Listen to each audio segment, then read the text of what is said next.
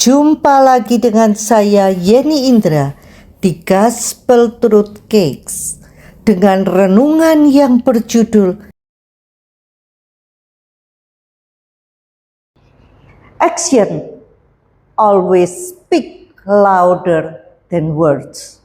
I have learned that people will forget what you say, people will forget what you did, but people will never forget how you made them feel. Tindakan selalu berbicara lebih keras daripada kata-kata. Saya telah belajar bahwa orang-orang akan melupakan apa yang Anda katakan. Orang-orang akan melupakan apa yang Anda lakukan. Namun orang-orang tidak akan pernah melupakan bagaimana Anda membuat mereka merasa. Santo Fransiskus Assisi berkata, "Preach the gospel to everyone and use words if necessary." Beritakan Injil kepada semua orang dan gunakan kata-kata jika perlu. Artinya tanpa perkataan pun seharusnya orang sudah termotivasi melihat kita untuk membuat pendengar itu tahu apa yang diharapkan dari orang ini, siapa orang ini, karena kita nggak tahu reputasi tamu ini. Kita butuh orang lain yang support, mereferensikan orang ini loh, saya kenal karena ini, betapa dahsyatnya dia dan sebagainya. Demikian juga dengan kita. Sebelum kita bersaksi, sebetulnya orang itu lebih melihat siapa kita daripada kesaksian kita. Kalau kita bukan orang yang bisa dipercaya, meskipun kesaksian kita dahsyat, pengajaran kita, khotbah kita dahsyat luar biasa, tapi kalau orang sudah lihat, aduh orang ini nggak bisa dipercaya, ngutang aja nggak bayar, mau denger nggak? Nggak mau. Siapa kita berbicara lebih keras daripada apa yang kita katakan. Pernah dengar kesaksian? Dahsyatnya luar biasa kesaksiannya. Tapi entah kenapa hati kita dingin-dingin aja. Karena biasanya kesaksian yang seperti itu terlalu banyak bumbunya daripada yang sesungguhnya. Sehingga nggak ada kuasanya. Hidup adalah keputusan. Kita mau memutuskan kita jadi seperti apa. Tahukah kita bahwa penyertaan Tuhan dalam kehidupan kita itu kasat mata. Kelihatan, orang di sekeliling kita bisa melihatnya. Putri saya yang sulung, Elisa, punya brand The Republic of Swarga. Salah satu stafnya one day mengatakan begini, Bu Elisa, terima kasih. Karena melalui kehidupan Bu Elisa, saya bisa melihat Tuhan bekerja dalam kehidupan ibu dan perusahaan ibu.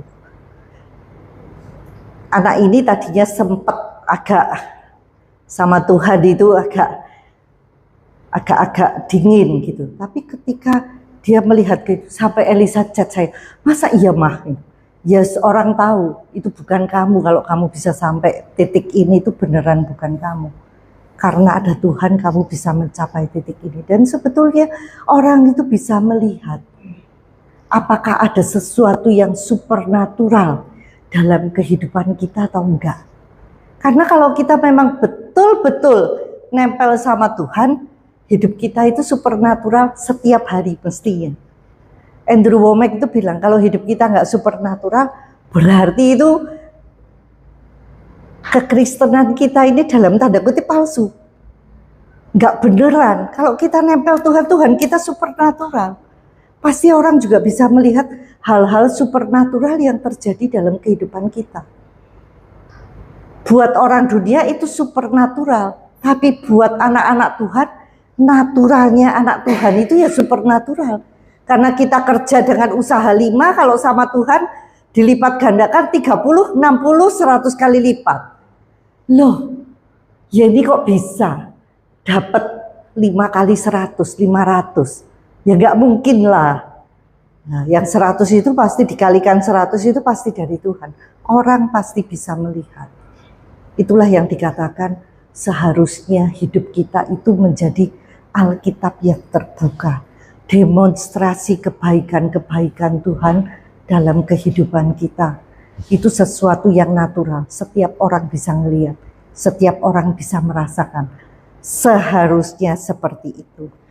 Karena itu wisdom butuh knowledge. Hikmat butuh pengetahuan. Hikmat plus pengetahuan sama dengan understanding, pengertian, common sense, nalar, gitu. Kemudian Markus 5 ayat 19. Ini sebelumnya diceritakan tentang Yesus menyembuhkan orang yang kerasukan roh jahat di Gerasa. Dalam Markus 5 ayat 19 dikatakan Yesus tidak memperkenankannya karena orang yang sembuh dari kerasukan ini ingin ikut Yesus. Dia mau ikut Yesus, dia berterima kasih sudah disembuhkan. Dia mau ikut Yesus, tapi Yesus tidak memperkenankannya. Tetapi ia berkata kepada orang itu, pulanglah ke rumahmu, kepada orang-orang sekampungmu, dan beritahukanlah kepada mereka segala sesuatu yang telah diperbuat oleh Tuhan atasmu dan bagaimana ia telah mengasihani engkau. Jadi Tuhan ingin dia bersaksi di kampungnya. Itu paling efektif. Orang-orang yang kita kenal itu paling efektif. Hasilnya, panennya jauh lebih banyak. Gitu. Sebagai penutup, be careful how you live. You will be the only Bible some people ever read. William Thomas. Berhati-hatilah dalam menjalani hidup.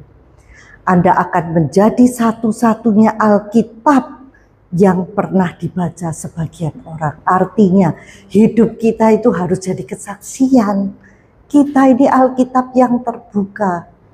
Mari kita belajar bersama-sama untuk menghidupi kebenaran firman sehingga kita menjadi Alkitab yang terbuka, yang efektif untuk mempermuliakan nama Tuhan. Tuhan Yesus memberkati. Sampai jumpa di episode berikutnya bersama Yeni Indra di Gospel Truth Cakes. Tuhan Yesus memberkati.